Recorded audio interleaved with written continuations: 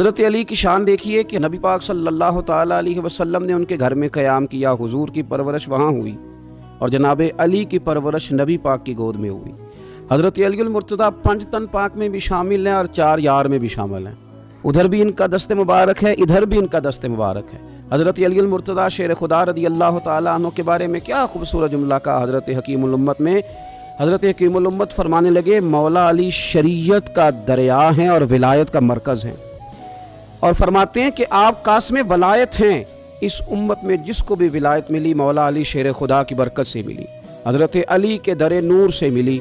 हज़रत मौला अली शेर खुदा रज़ी अल्लाह ताला अन्हु पैदा हुए तो हुजूर ने उन्हें गुस्ल दिया, और जब हुजूर का विसाल हुआ तो मौला अली ने नबी करीम को गुस्ल दिया।